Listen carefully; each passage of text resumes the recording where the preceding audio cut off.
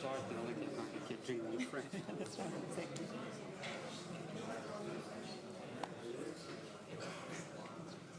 Door's shutting. Once we become quiet.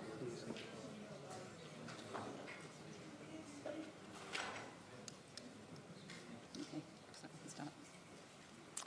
Okay, I'd like to welcome you all to the second lecture of the Gibbons series for 2014. I'm Jill Dobby. I'm from the Department of Computer Science here at the University of Auckland, and it's my pleasure to introduce our speaker tonight, Giovanni Russello. Giovanni holds a PhD from Eindhoven University of Technology in the Netherlands and an MSc from the University of Catania in Italy. He joined the University of Auckland Department of Computer Science in 2012.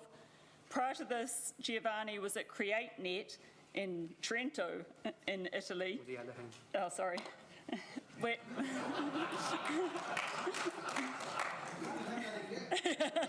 Trento, where he was leader of the security group. Before that, he was a postdoc fellow at Imperial College London. His research expertise is in the fast-evolving field of system security for both mobile and cloud platforms.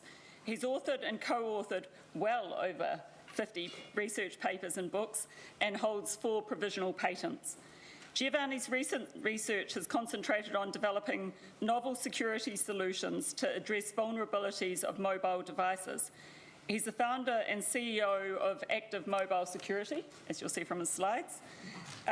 It's a startup company funded by Uni Services, which is the university's commercial arm. Okay, so over to you, Giovanni. Thank you, Jill. So, switch off. Live? Yes. Okay, so thanks a lot for coming. I never expected that so many people had nothing to do than listen to a Sicilian guy talking about security. And in particular, we're going to talk on mobile security. So we know that, or we are seeing that more and more of our computation is being carried by mobile devices. So we are moving towards let's say, an environment where our phones will pick up, let's say, the context for us, so whatever is happening around us, and they will adapt to whatever we programmed it to do for us. And let's say smartphones have helped moving towards this direction, especially because they have so many sensors packed inside, so Wi-Fi to get you over the internet, GPS for getting your location, microphones to respond to your commands or to spy you. I mean, they can even sense where there is an earthquake coming up, although they need to be placed quite close to it. So whether it's going to be useful for you afterwards, I don't know, but they can do that. And the other most important bit is that there is a huge ecosystems of applications that you can download. For some you have to pay. Most of them are free, let's say, at least for Android. And you can customize your device for doing what you need to do. So fits with your own needs.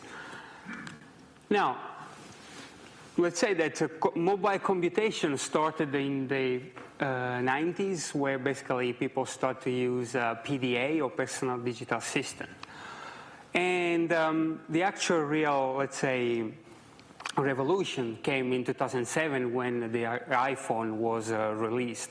And Jobs was always, already in 2003, was saying that the PDA is not the way to go. It's the cell phone, because it's always with us. We use all the time for getting connected. So it's there where we should have our mobile computing platform. And for sure, I mean, our phones can do the job that PDAs did, but they can do much more. There is a huge market of these devices. So already in 2011, they've overtaken the sales of PCs. And now, at the end of 2013, we have more sales of smartphones. So they even took over the features phone, or dumb phones as you want to call it. So you can use one of these if you don't want to get emails or you want to go on holiday and still be able to call 911 or 111, whatever it is. But nobody can get you here unless for SMS. So, but who is doing SMS nowadays? So at the end of 2013, basically, we have something like almost 60% of sales are accounted for smartphones.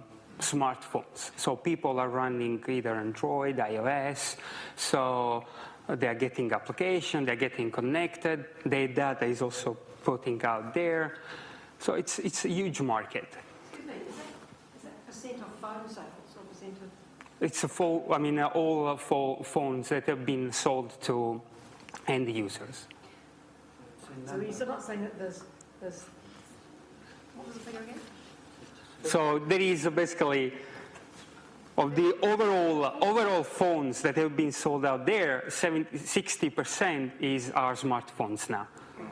So you're not saying that 40% are not smartphones that are being bought this year? Yes, that's what I'm saying, if you want to read it the other way around. So basically there are still 40% of devices out there that are dumb phones. Out there or being bought? Being bought, yes. Being bought, yeah. People are still buying. I mean, if you take, for instance, like developing countries like Africa, for instance, they are still going heavy on these kind of devices. Yeah. It's a cost.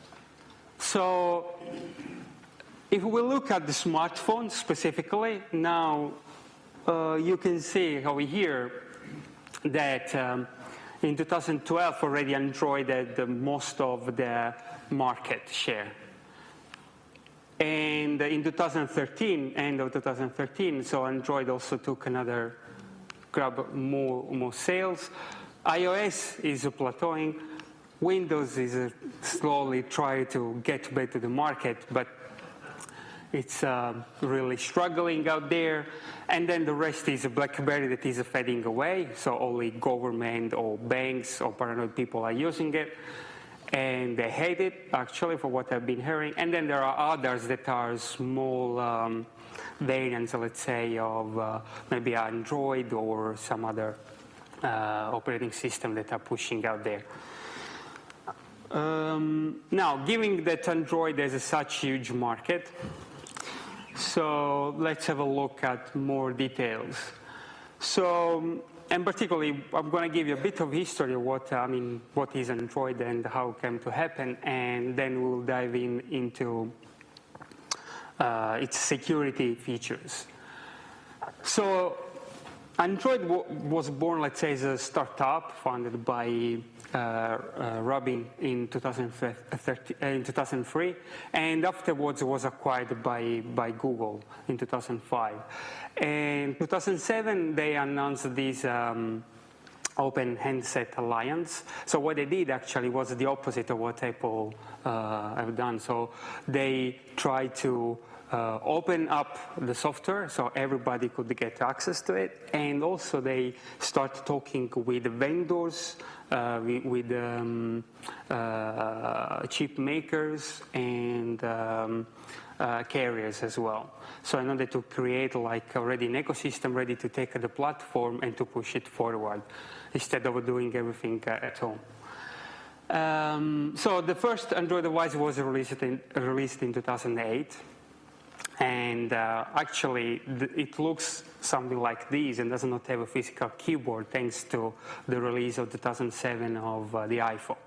So when so there was this senior guy from Google. In 2007, they were almost ready to release the phone. It looked like a BlackBerry, so it had like a physical keyboard, small screen. And when they saw the release, the announcement from Apple, they basically freaked out. They said, okay, we have to do everything from scratch again, because we're not going to win the battle with them, with what they had at that point. So that's why it was released 1 year later. Now, if you look inside, so the main, let's say, way of dealing with Google is that they like to have open source project out there. And so an Android phone is actually a Linux box Linux operating system, and then there is some wrapping around that Google has put on top of that. And when you download applications, these applications are mainly written in Java. So again, quite open as environment, and they're running a kind of a customized version of the virtual machine, of the Java virtual machine that is at Dalvik. So what you need to know is that when an application is run on your device, the environment that is created for this application is going to be specific for that application. So that's what means strict sandboxing. So, and each application also has a signature attached to it. So the signature is to uniquely identify that piece of code and also to link to the developer that has written that code. And that is registered with, for instance, Google Market. It comes with a permission framework, so application, they have to ask for permission in order to access your resources. And then there is the markets environment where applications are uploaded by developers and then you people can get and install on your device. Again, different from Apple, Google decided to go open. So you can get application from Google, but there are other markets out there. They are, let's say, supported by the device. There is Amazon, for instance, that support, I mean, they have their own market. And there are also regional markets, so especially for language or customs, let's say, like Chinese markets are quite big with a lot of applications down there. So as I said, Android is an open source project. So if you want, you can download it, you can change as you like, and you can put in your device. And there are people that actually are running parallel operating systems for the smartphones. So in the end, what happens is that Google is not making, let's say, any money directly from selling the device. So Samsung is the big player here. What Google, I mean, the way in which Google makes money is thanks to you. I mean, because they grab all your information, they see where you are, what you do, what you like. You use Google Mail, Gmail, you have Google+, and then basically they can customize advertisement to you, and every time you click those advertisements through the phones, for instance, they get a share of whatever sales is going to happen. So basically for Google, Android is an advertisement platform. Okay, so they need to get in front of you to give advertisements, and then that's how they make actual money. And so they don't care if someone takes Android and starts changing, I mean, playing around with it, because actually is doing the job for them without them getting involved in supporting or versioning out there. So, and there are a lot of vendors. They also can simply assemble together the hardware, and they can grab the operating system, and now you have a smartphone up and running. And they can go as cheap as $65. So there is, I think this one was much more expensive than that. Now, let's have a look at how security is defined in Android. So each application, when it is uploaded, let's say, on a market, also has a special file that is called the manifest. In this file, the application asks for several resources, but also asks for specific permissions that is required when the application is going to be installed on your device. So when you download the application is going to be installed. So before that, you will see a message popping up saying the application is asking for these permissions. Do you want to allow them or not? And so you have, as a user, two options. You grant them or you don't install the application at all. So once you install the application, the permissions are granted. So you don't have any way back of this, disabling some of those permissions.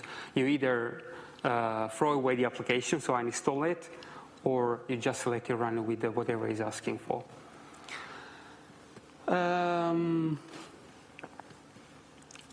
So out there are more than, Androids define more than 100 permissions that developers can ask. So these are for controlling, for instance, local storage, so access to your, for instance, SD card if your phone has one, internet, location, so through GPS or through Wi-Fi or through the, depending also through which type of connection your phone has. They can read whatever, the SMS that you've got in your device. They can send SMS from your device. They can be alerted when an SMS has arrived on your device. So just to say some of the, let's say, sensitive message data that you can let's say, work on with your device. So the application can grab all that information for you, and they will ask for that permission once when you install it. Then they can use that permission as much as they want in background. And so, as I was saying, SMS, your contact list. So there was a case for LinkedIn, for instance, that once you install the application on your device, it was grabbing all your content and uploading them on the server so that they will know if you knew someone and create a link on LinkedIn. They can even place a phone call for you, okay? Snap a picture for you, listen to what you're saying through the microphone, and check, for instance, the state of your Wi-Fi connection. So you can have a full list of permissions out there. Now, in order to make this a bit more graphical, so each resource that you have on your device has a label assigned to it. Okay, so that's the permission. So for instance, the local storage is a label called the local storage.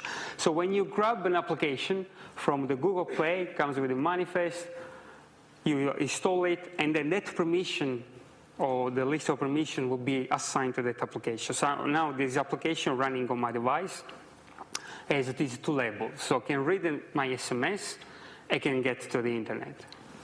So if the application asks for can I read SMS? So Android will do for you background check to see whether there is matching labels. If there is, then the application can get that data. But if the application is going to try to do something for which it does not have a label, like I want to go to the local storage, then Android will prevent that. Now, the main problem is here that whenever you give the application, you grant the application permissions that they can use as much as they want in background. So the application can keep reading your SMS, plus you have given internet permission. So for instance, could upload your SMS while you're receiving them in whatever server they like.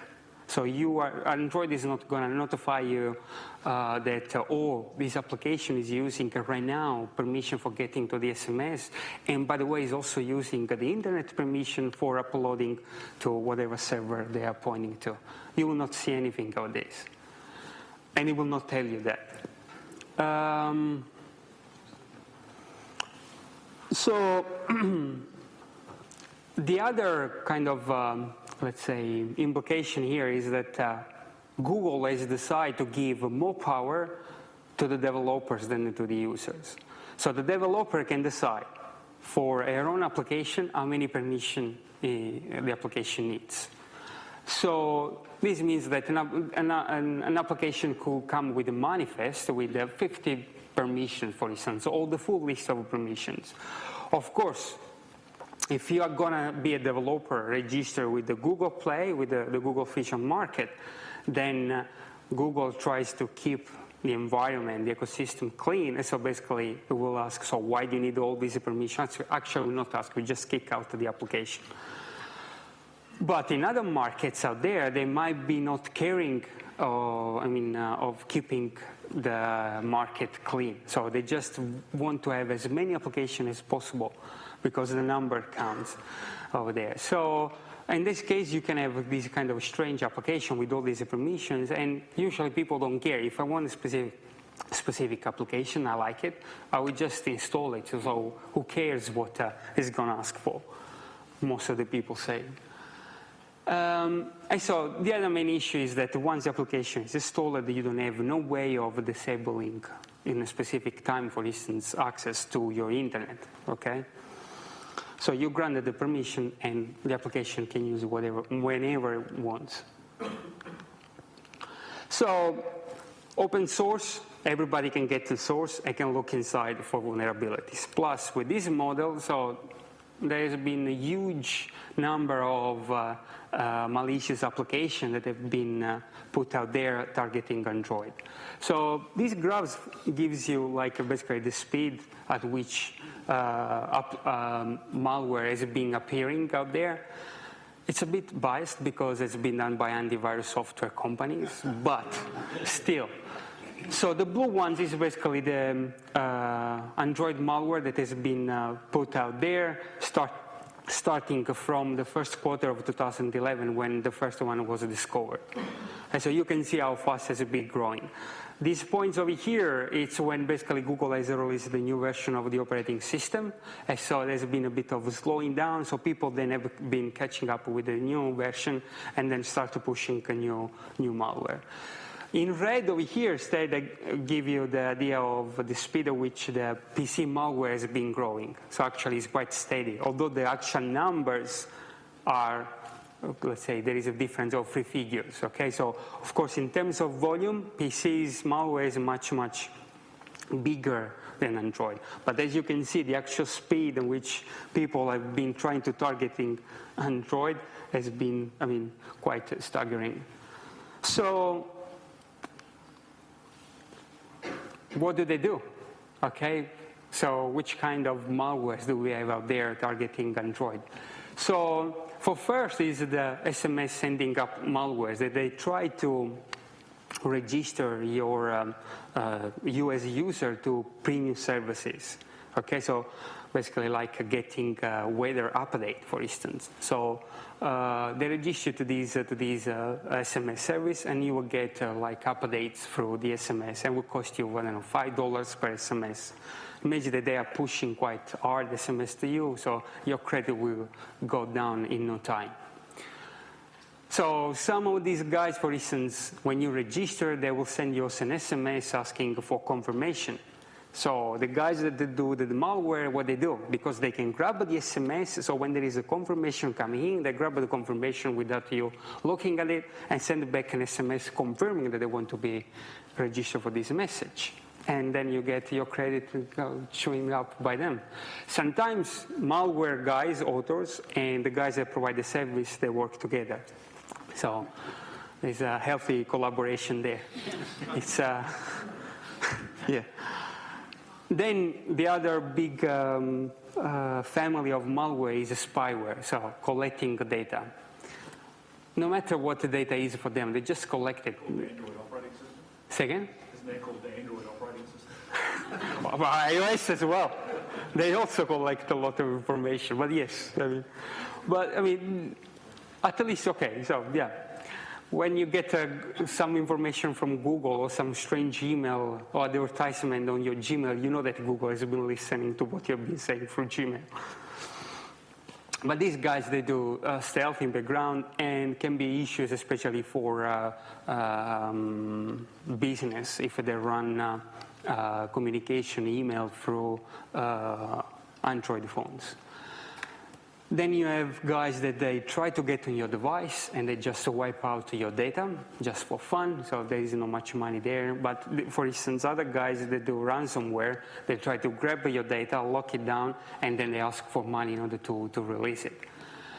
And recently there have been also some mobile botnets, so when actually even fridges. There are fridge out there, the Samsung fridge that has been, let's say, sending bot messages out there. So, but you can have attacks happening from the device, so running a network botnet, and usually they're listening for commands coming from CNC servers, command and control servers. So, but the main question is, how do they get to our device? And the answer is that it's us bringing them in. So there is no kind of magic. I mean, usually what happens is that they try to repackage a popular application and maybe offer you for free with the malware attached to it. There is, let's say, also another vector is the update attack that is quite successful, or the drive-by download. And sometimes they are combined together. So in order to try to bypass AV software, they try to check what a specific application is doing, or the Google filtering mechanism. Because when you upload an application, Google, before giving permission to be released, they use this mechanism of checking what the application is doing. And if all checks or marks are checked, then the application is released. And so if you use some of these techniques in combination, then you might try to bypass those checks. So repackaging, as I was saying, you take a popular application that usually is offered for a fee, and you reverse engineer the code, you plug in your malicious code, and then you post maybe on an alternative market, you put out there for free. And so people, because like the popular application, will try to get on your device.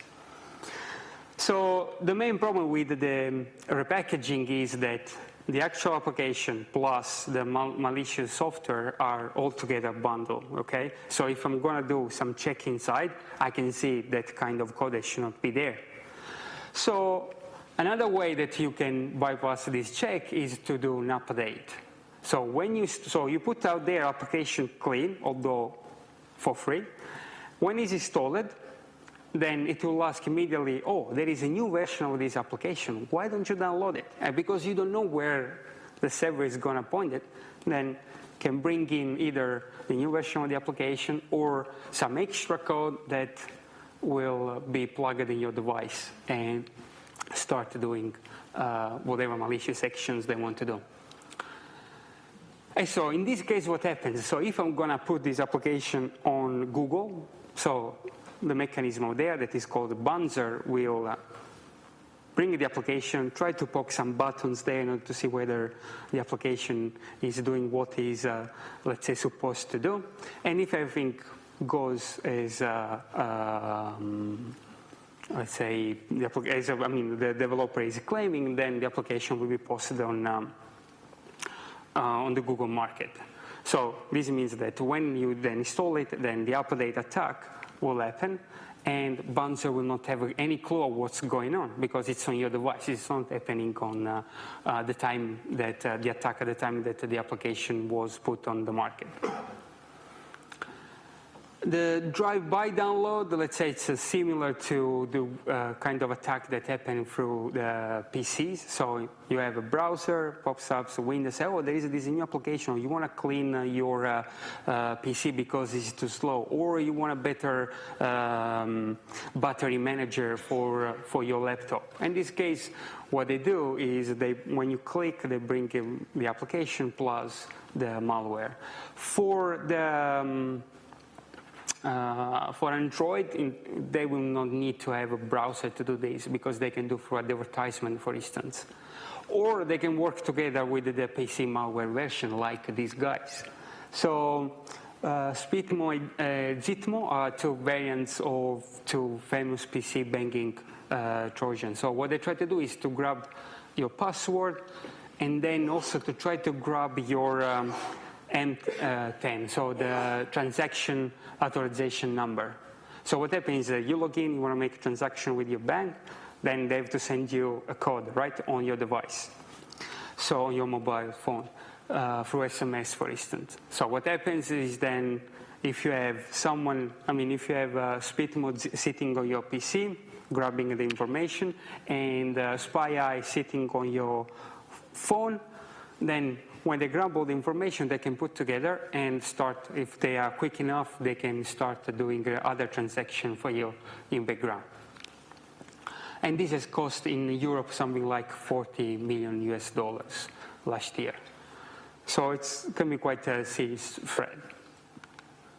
Now, to give you a bit more an example, what we have done with my group over here. So we took, let's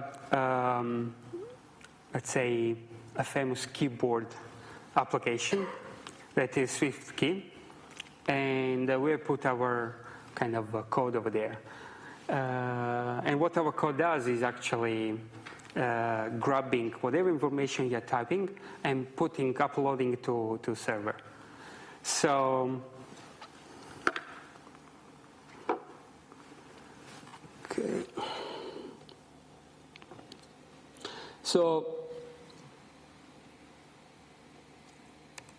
let's refresh. Okay, so here I have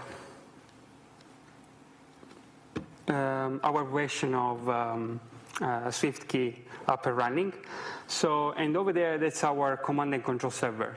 So, Swift key, or our version of Swift key, is communicating with this guy.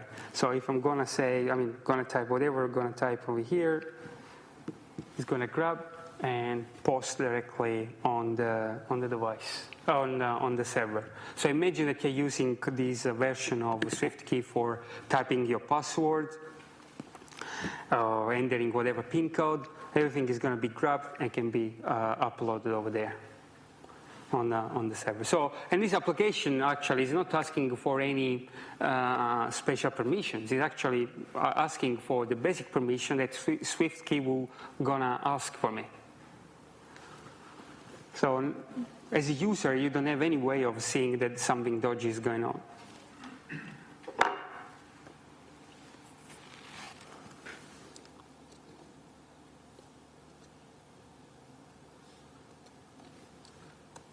So, Sorry, excuse me. yeah, In that example, is that an example of a repackaged app, yeah. or is it just... It's a repackaging attack.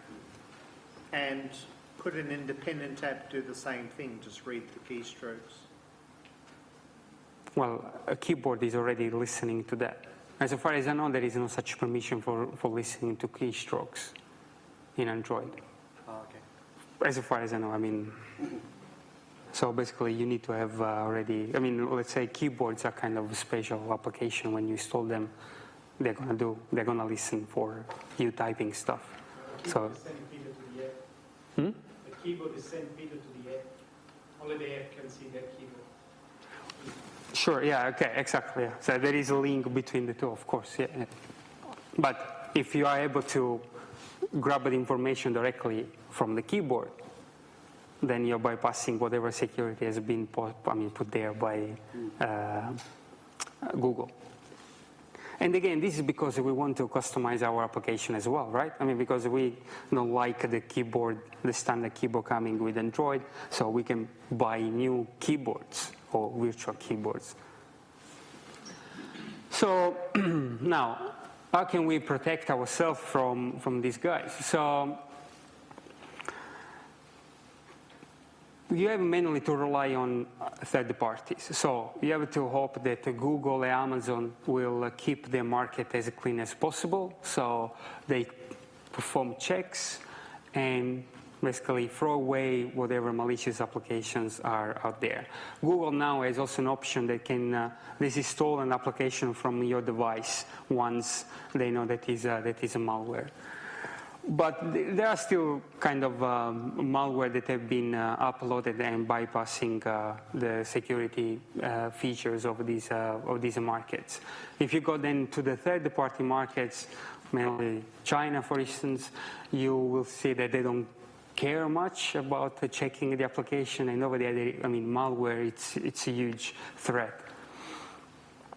When you're going to install an application, try to use common sense. So, as you would do for PCs, or is trying to install what you really need. Don't try out as many things as possible because you might catch some lemon there. And I usually try to get application from official markets and reputable sources.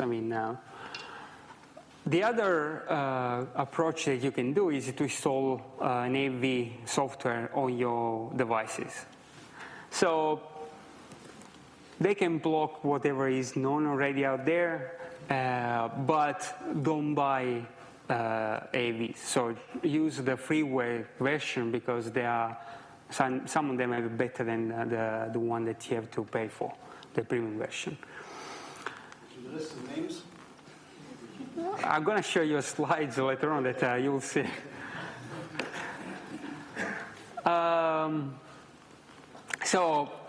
But the way in which AV works, actually, there is a specific flow behind it. So what they need to do is that they check the signature of an application. So they try to identify, to read the ID of a specific application. And if they already know that that ID is malware, then they will notify you, okay? So when you install an antivirus software on your device, the application comes along as a database with all the signature already known. So you have to try to keep it updated. So you get the application. If it's already known, the signature over there will be matched with whatever is over there on the database, and you will get an alert. Now, these guys are not able to do anything more than that. So especially, for instance, in the PC world, for instance, what they could do is to get inside at a runtime at what the application is doing and see whether, for instance, they're executing some kind of dodgy actions, for instance, or piece of code. And in that case, can block them. But because, if you remember, I told you that in Android you have a strong sandboxing, they cannot get there because they don't have any special permission. And so the application running over there then can start, if the signature is clean, they can start uploading whatever they want and run the attacks. So, but changing the signature, for instance, it's quite easy because it's enough just to change one line of code, resign the application, and the signature will be different. And then you can start playing with the combination. So you can grab that application that you have reverse engineered, and then start pushing new malicious code, different signatures, and you can upload them. Or you can do the other way around. So you can have same malicious code and start putting in as many different applications as possible and get different signatures. And so AVs, they have to keep up with all these new software or malicious signature getting pushed out there. And sometimes can get up to 4 weeks to specifically identify that one application is a malware. And it's a huge window of time. In 4 weeks, you can do a lot. So in order to play around, because to confirm what we did over here, I mean, what I was discussing over here. So with Jonathan Carter, we did this experiment. So he was a student of mine. So we download and install on a device, on a real device, all these antivirus software. And we took a well-known malware that's Droid Kung Fu. It's a malware that would try to root your device, become root of your device. So when you play Droid Kung Fu, the signature is well known, and so all of them, they were able to identify and say that, okay, look, this is malware, so be careful. Then what we did, we just modify slightly the application in order to change the signature. And so you start seeing that a couple of them already were not able to identify it anymore as Droid Kung Fu. So the functionality is still the same. We just change a couple of lines of code, and the signature, of course, is going to be different. And these guys already are not able to detect that is the same malware that we ran 2 minutes before. Then we repackage it in another different application. So again, another different signature, a different application than the original one that was coming with, and another one dropped out. Then we did a repackaging plus modification, a bit more intensive modification these times, and only 3 players stayed up. So, but when we start doing modification in a bit more heavy way, so doing some heavy obfuscation, so the actual functionality was there, but was spread all around, so all of them failed. And this was happening in half day, actually, okay? So it's not like we had to wait long in order to make these changes. And you can also do in an automatic way, so you can modify and push, modify and push. So bottom line is, if it's for free, install it. I mean, at least it can, get you or giving you some alerts when the well-known are already going to be installed on your device. So which means you can keep a lot of garbage from your device. But if they start playing hard, then V does not have any kind of chance to survive, let's say, an attack.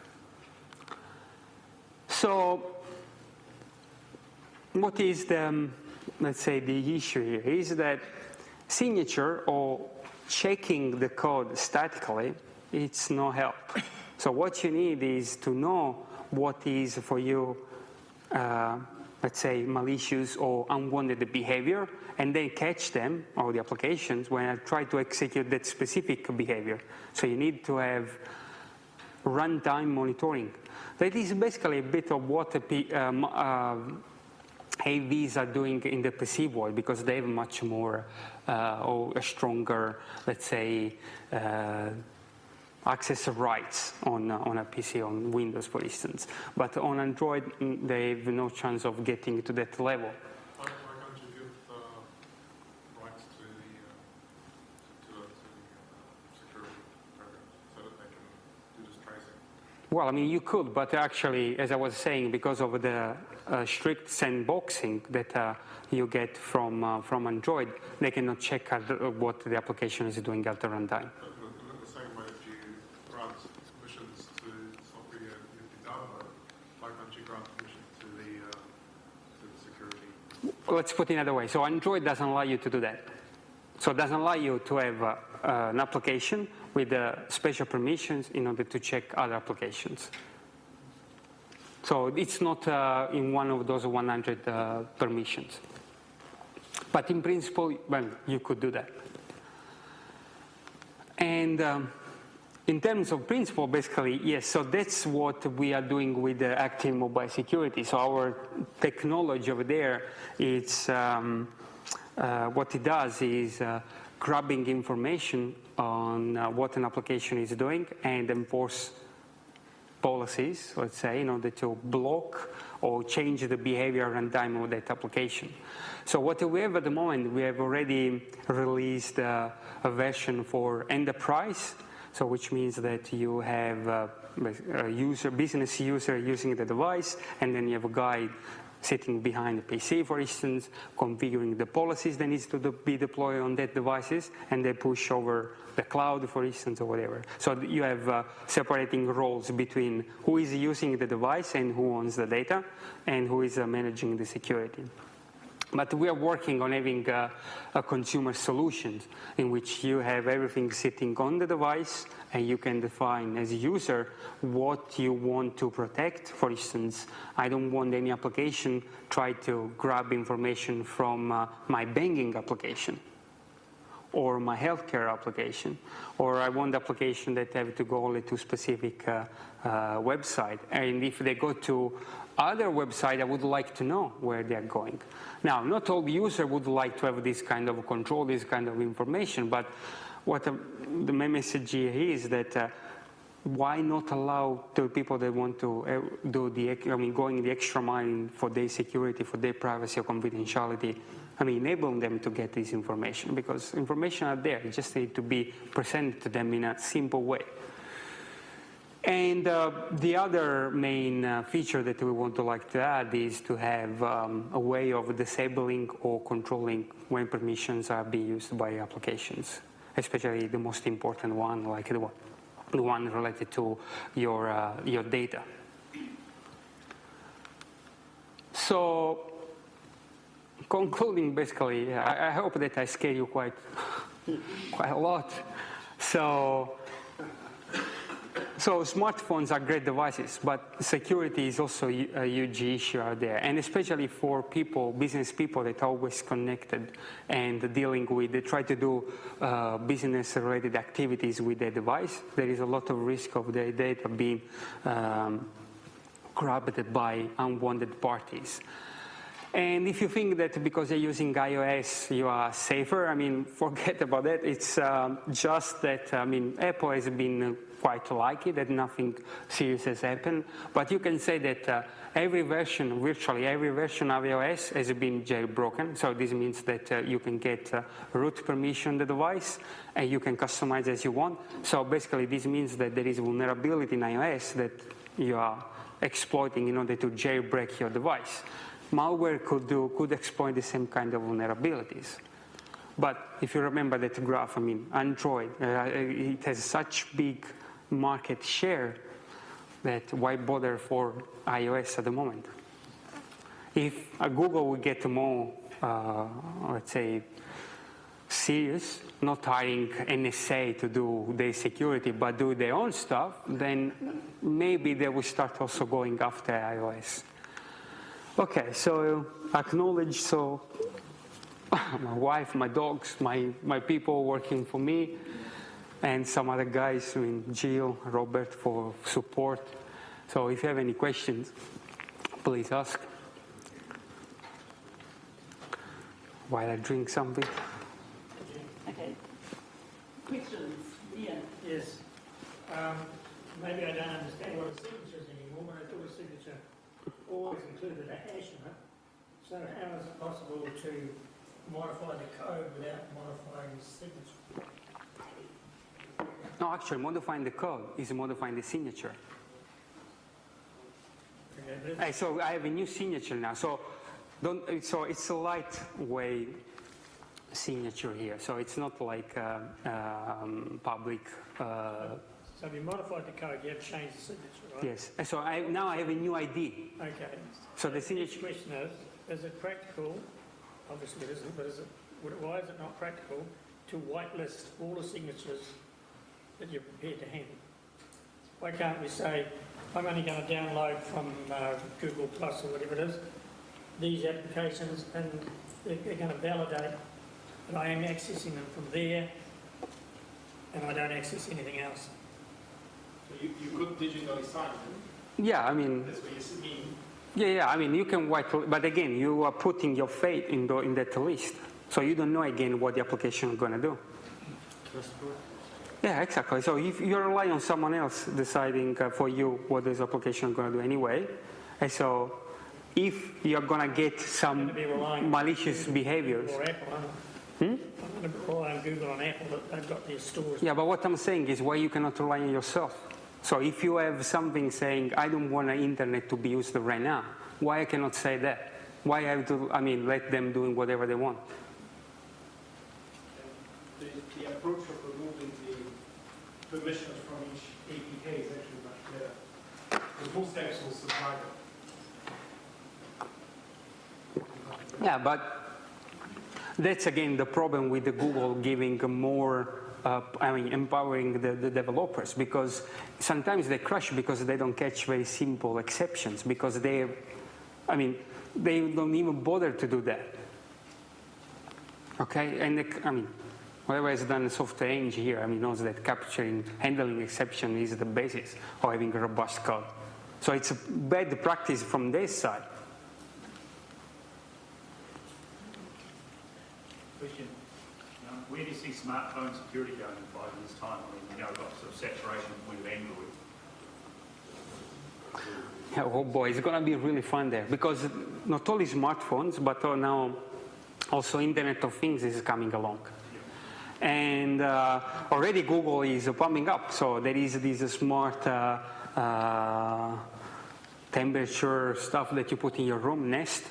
So what you're going to see more and more is that your house will be, will be full of devices running either iOS or Android operating system. So which means that they will bring along, so they will be always connected.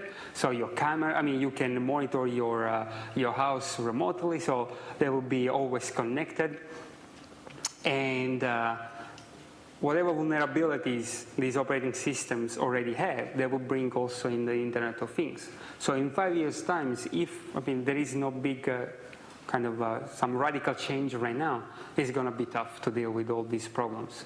Another issue, for instance, with Android is that it's open source, and so everybody out there can modify it, okay? And so the vendors, what they do, before putting on the device, they put some modifications. And so now what happens is that the main trunk of the operating system now is being split in different small branches, and everybody, like a Samsung or HTC, for instance, they prefer you to buy a new device than actually updating the existing one. And so which means that vulnerabilities that are already well known and that Google has been patching, okay, so they will not care about that, and they will keep going with the selling or letting this device run. And so if you take also the Internet of Things, so your fridge, your TV, your router, whatever you have in your house, is going to be connected. So imagine now maintaining and patching all those devices. It's going to be a nightmare. So in 5 year times, yeah, it's going to be a lot of fun for us. Hopefully money. But that's aside. Yeah, so how successful is the sandboxing at isolating malware? On a PC, if you get malware installed, it generally attaches itself all over the place and it's hard to get rid of. So what's it like on Android? If you have an application which behaves badly, how successful is just removing, uninstalling that? Well, if it's just at the Java level, okay, so if it's just a Java code that is running, if you remove it, it will go away. But if it brings in a rootkit exploits, so it becomes root, it can install, I mean, they can do whatever they want, right? I mean, they can install shadow applications. So even if you remove the main one, you still have the shadow running in the background. So for instance, for botnets, it's great because they stay there silent, and when there's command coming in, they can start sending, for instance, performing the attack. And there are cases, there are well-known applications or malware, let's say, they actually perform this kind of first root the phone, second install a shadow application in the background. If I may, your thoughts please on the social implications of smartphones. There's a suggestion that we have smartphones and dumb people. I've got fishing mates, hunting mates, and they say the young don't go fishing and hunting anymore. They play games that simulate hunting and fishing. So there's a viral, there's a video going around at the moment called Look Up, 25 million hits. So are cell phones, are smartphones necessarily positive social? That's a tough question. Without smartphones, I would be out of a job. But so I mean, the thing is that we are relying so much on technology, and actually we want to have always with us. And so smartphones are just the start, I would say. Now Google Glasses are coming along. Implants will come shortly. We'll be always connected and maybe less attached, less attached to people. I mean, we'll be just in our virtual environment all the time. So socially can be a challenge, but I think also some exciting technology will come out. I mean, what you can do right now with your smartphone, for instance, is amazing. I mean, when it works or when there is no malware on it. Yeah, coming a little bit more to the everyday reality. You say, for example, you said the sandbox security. We know that we can have SSH channels, so we have secure communication between a device and some server. But again, you show us that every key type on the keyboard can be captured. So at this point, how trustable are those applications, starting from Trade Me to my bank access? How do I trust them? Well, I mean, let's say by inclination I don't trust anyone, but that's me. No, okay, so as I was saying, I mean, if you start putting this kind of barriers of who I trust or don't trust, I mean, you're gonna not enjoy, let's say, your device, or you make it most of its use. It's the same thing also with making an online transaction. Okay, so you can go to a shop, give hard cash, and you can get whatever you want. But online, you get for half the price. The only problem is that you have to give to someone out there your credit card, right? So now you have, or Bitcoin. Now you have to make a decision. So if something that is, let's say, more appealing for you, and you need that service or that device or whatever you're going to buy, and you want to save money, that's the right way you'll do. Otherwise, you go, pay more, get the same device, and you feel more secure. So same thing is, I want that application. If I need the functionality of that application, I will try to get. Okay? Otherwise, I cannot do my work with my device. So sometimes I don't have even a choice of. In terms of trusting, who can I trust? I mean, Target or Target, as they call it in the US, was well trusted, right? I mean, and then because of someone was able to get in through the air conditioning, and because the PLC was not well protected, they were able to infiltrate inside the POS and get all the information, I mean, the credit card swipes. There is also the other bad habit in the US that still they don't have, swipe and PIN. That's also another, okay. But because the customer, they have to, not to be harassed. So when they're spending money, so just swipe and get whatever you want and get out of the way. Has already provided a solution, EMP. The Europeans has already. But a long time ago. And if you talk about, if you see what Target or Target they are doing is, we will introduce in 2015. Don't worry, it's coming. By the time but we are changing our air conditioning provider. Let's say that's much quicker. You proposed introducing runtime checking. How much checking are you proposing, and is it likely to affect performance of the device? So there are specific, let's say, points where we want to check, so we don't need to do all kind of checking and kind of destroy the performance of the device. But as far, for what we've seen, for instance, we are able to, let's say, protect. So it's, again, there is no specific or correct answer over there. It's just like balancing. So for the type of checks that we want to do, we have been introducing something like 3% of overhead, which is acceptable. Does not kill your battery, or you will not even see what's going on that we're doing these checks in background. If we want to check each line of code that is being executed, of course, that is going to be overkilling. But again, there are specific entry points where you want to be there in order to check, and those are much, let's say, or the footprint is much smaller than the overall type of functionality an application can provide you. So we just need to be there at the right time, at the right place. So if we're able to capture those, let's say, sensitive execution points, then we can do, let's say, 99% of the trick. In case of specific needs, we can also do the extra, going the extra mile. Maybe there is a bit of extra performance over there, but we have not crossed that line yet. At least for the type of requirements that we've been seeing from our potential customers, I think what we do is more than enough. Okay, we've got one question at the back. Dr. Russello, what can you tell us about those two slides that you went very quickly in passant, where you describe some work that you're doing? I'm curious. So, what do you want to know? What can you tell me? Say again? What can you tell me? Not much, because the patent have not granted yet. So, okay. Tell me what you can, if you don't mind. So, as I was saying, what we do is to check at the runtime what an application is doing.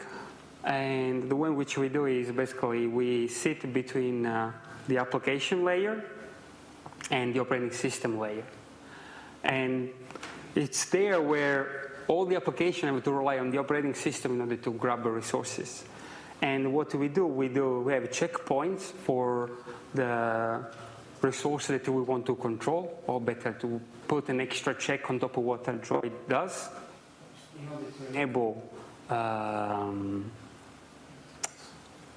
whoever is there writing security policy to be enforced at that time. Okay, so the main idea is that if you want to grab or going over specific location over the internet, so we can first of all check which locations an application is visiting, so which URLs or which IP addresses, and also on top of this, we could also block it. Well, no, we can block it. And so in this way, for instance, we can disable the internet permission wherever we want. So if I'm in a specific context, then I can disable for specific applications the internet permissions. So you can of course switch off the internet, but there are cases in which some application that I like or that I want to, because for business purpose, for instance, I want to still give full functionality. Where the others, for instance, I don't want them to be there. So I need the internet for some, but not for all. So I want to be able to, or I want to empower the user for our mechanism way of saying, in a specific context, those applications, because are not business related, for instance, no internet at all, or no camera access, so no access to folders where I'm storing important information, for instance. Well, given the sandboxing and the idea of Android and the permissions that are set at the time of the installation, can you tell me how you propose to address that, or not? So in which sense? I mean, for us, I mean, Android or you as a user can give whatever permission you want. Then at runtime, when the application is going to use that permission, even if Android allows the application to use that permission, we will sit below it and we can block it. Okay, so we are, depending how you want to say it, basically a level below. Do you have root access? Well, somehow yes, but not always. Where was coming the question? Oh, there, sorry. I've seen an app already that does that. Okay. Well, which one is it? I can't remember. It was on the register about 2 or 3 months ago. Okay. Is that a repackaging? No, it's actually like the register was pushing it and some of their mates had put it out there. Yeah. Okay, we've got time for 2 quick questions. There's one up there and one down here, and one there. That's all. For your own flavour of Android, or are you deploying an application that someone downloads that sits on top of whatever Android system you've got, and you grant basically all permissions to this thing you download? How are you going to deploy this solution? That's a good question. So we are working with vendors. I mean, guys that build up the. So will be, because each of those guys are gonna, I mean, they customize the image anyway that is gonna run on their device. Then with their help, we can be part of the image. I mean, we're not modifying. So the key point here is that we are not modifying the operating system or the applications. Okay, so application and operating system are just as stock as you can get from a vendor. We sit in another layer, basically. So you can see us as kind of a special application, okay? But once we are there, then we are able to inject our hooks at runtime and to grab that information. So the main, let's say, advantage of this is that if there is a new version of Android coming in or some updates, you can get them because we're not modifying and not relying on a specific version of or modified version of Android. Okay? Question here. Yeah, I was just curious as to how much it was reliant on a modified operating system, either by Google or the vendors, versus some sort of middleware. Sounds like the firewall is acting like a middleware. So our solution is acting like a middleware, you mean? In terms of to bring out that currently Android lacks these functionalities that would be beneficial, and it's about how to bring that about. And it sounds like it would need to be at the operating system level or a middleware or something like that. So if I get correct what you're saying, so we are sitting between the application layer, okay, and Android, and the operating system. So we don't need to have access to the operating system layer, and we don't need to modify it. Also, we are not running as a special module of the operating system, because firewall is going to be running as a special kernel module, right? Yeah. In order to get some information. So we are... Like an extension of the operating system. Like a firewall. No, so we see ourselves as more like an extension of the sandbox. Let's put it this way. Okay. So we are outside the sandbox, but within the sandbox and the operating system. That's where we sit. So that's why we don't rely on specific kernel version or modification of the kernel. Thank you. If you're worried about what's on your phone, can you take it back to where you got it from, or do something to say, okay, reload as I originally got it and start again? Well, it depends. As I was saying before, if you got malware that is just working at the sandbox layer, okay, then if you remove everything by yourself, you can get rid of it. If you're saying getting back to, I don't know, Samsung and asking to reload a new image, yes, they can do it for you. But I don't know whether they provide this service, to be honest. They do. It'll be interesting to ask. They do something like that? Okay. We can never... I mean, that's something else. So that's another guy working for me. So the other thing that you can do is to get your own version of Android. Okay? Okay. On behalf of everyone here, Giovanni, I'd like to thank you very much for an interesting talk. Thank you very much.